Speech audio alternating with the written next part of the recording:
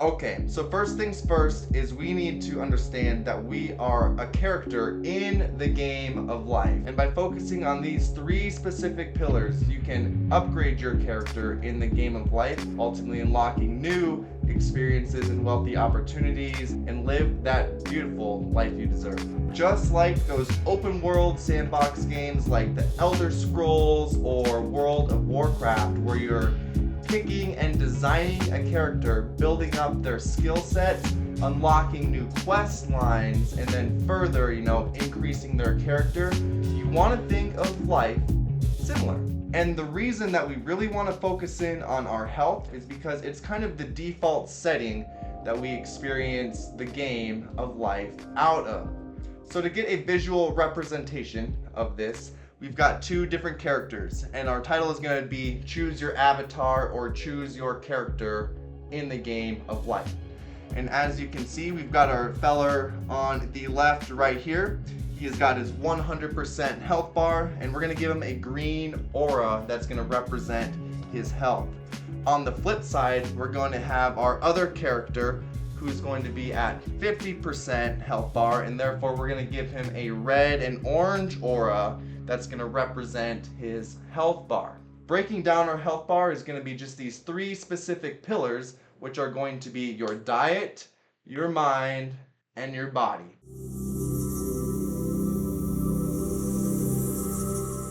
Okay, so first thing, diet. You want to make sure that you're eating a nutrient dense diet.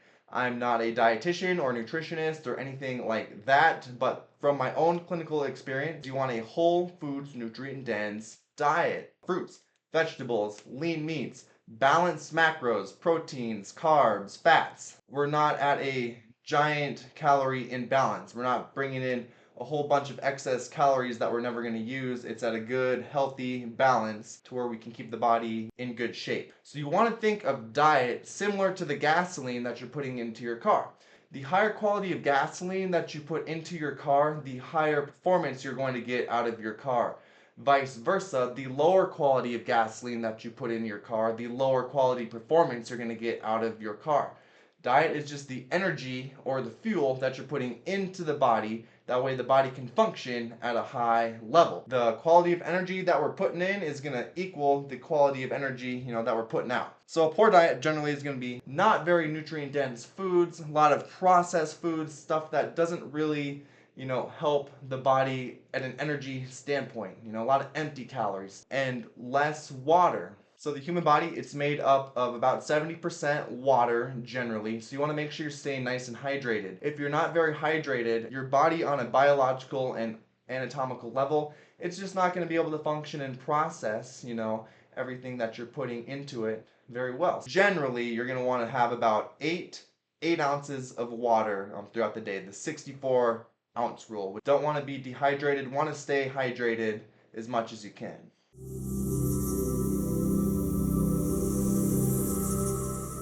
Next, we're going to go into the mind. We want to make sure our mind is functioning at a very high level because, we were very reliant on it to live the game of life, to go out and do quests in the game of life, to experience the game of life, to navigate through the game of life.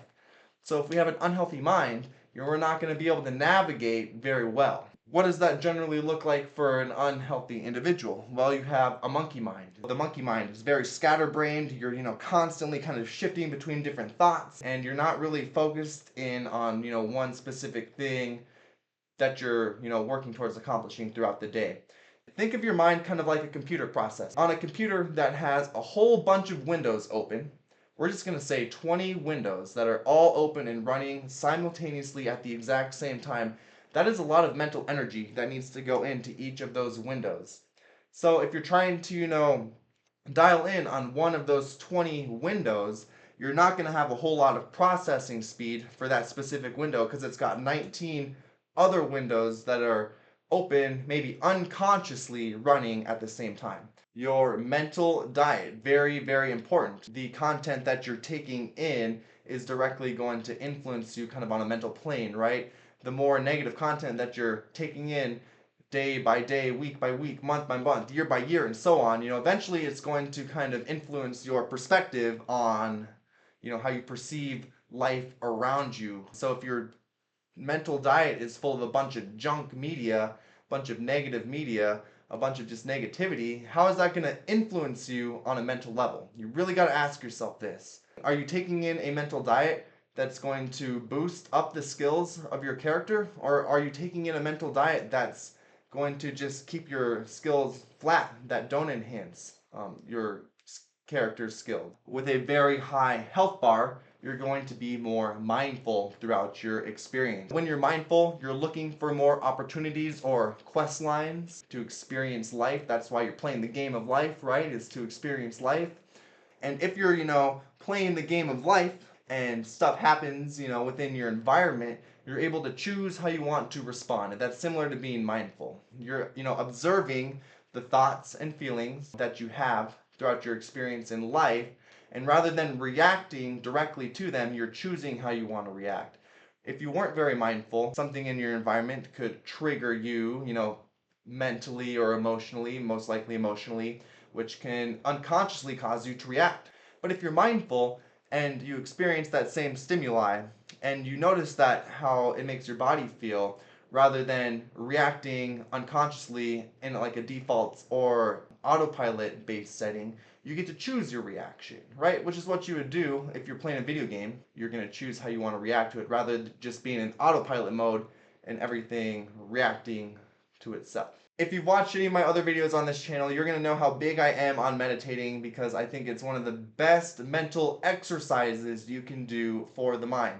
So think of meditating similar to if you were going to go to the gym and physically exercise to build up your muscles on your body. Think of meditating as a mental exercise to build up the muscles in your mind. And one of the best benefits I've had so far on my journey meditating, I guess you could say, is it really helps increase your mind-body connection. How I'm thinking to how my body is feeling. How my body is feeling and how it influences how I'm thinking. Vice versa. And when you're meditating, the best way to do it is when you're in a nice, relaxed state. Heart rate is lowered, the parasympathetic nervous system has kicked in, you're in a nice, relaxed state. You generally are closing your eyes, and through closing your eyes, you're taking away your visual field, so you're able to, focus in more on how your body's feeling, along with being more aware of the thoughts that you're having. And as you meditate more and more and more, you really start to notice how your thoughts and your body's feelings can be kind of interconnected. As you go throughout this more, you start to notice how your body feels throughout the day when you're interacting with certain people or placed in certain situations, or how your body feels when you're having specific thoughts about something in the future. One book that I thought has been very helpful is the Emotional Intelligence 2.0 book. This is a great book that dials in on the mind and body connection, connecting in with the emotions and how the emotions can influence the mind.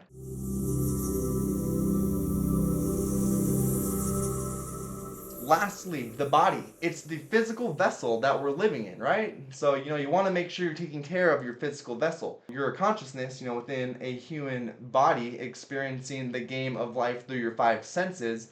If you want to have a high quality experience through these senses, you want to make sure your physical body or your physical vessel is functioning at a high level. Your body, it's a very extremely intelligent biological piece of art that's going to adapt to what is placed on it. It kind of follows the Wolff's Law. A body that's in shape, or a body that exposes itself to stimuli such as, exercise or higher intensity physical activity, is going to have to adapt to the activities that is being placed on the body. So a body that goes out and does physically active activities is going to adapt. Its muscles are going to get bigger, stronger. You're going to increase your endurance. Your lower chambers on your heart are going to get big and strong, and they're going to, eject more blood out to the system to go out and do the physically demanding tasks or quests that you're embarking on in the game of life. Vice versa, if you're sitting at home and not being physically active on the body's going to be like, no, well, we have no reason to adapt to anything because we don't go out and do anything. We don't go out and do anything that's physically demanding, so we don't need the system to be at a very top-notch high level. Therefore, there's no reason to make any adaptations to the body. So, a strong body versus a not so strong body, they're going to be very different. One thing for me, and this is just me, is I love to go out and hike mountains and do all that sort of stuff. So I want my body to be able to function at a high level, to be able to unlock the quest to go hike these mountains in the game of life. There was a point in time where I was sick for about 3 weeks straight. And through living in a sick body for 3 entire weeks, where you're consciously living in a sick body, experiencing the game of life through your 5 senses in a sick body at a 50% health bar, is a lot different compared to, a completely healthy body at a 100% health bar. To go out and experience certain life quests or experiences in the game of life, you need to have the health requirement to go do that. If I'm incredibly sick and not in shape, I can't go hike mountains in Colorado. It's just not going to work. I'm not going to have the energy or physical requirements to do that. I'm not going to have the mental resilience to be confident to go out and do that. So your health bar, it's just like the energy requirement that you need to unlock quests in the game of life. If you do this big life quest and it unlocks valuable things to increase the wealth in your life, it can be directly related to your health bar here. Alright guys, so that does it for this video. I hope this content was helpful for you. If you like this video, you'll like my other videos as well, so check those out. Let me know in the comments on what you thought of the ideas behind this video. Make sure to like, comment, and subscribe for more. Thanks for watching. Justin out. Peace.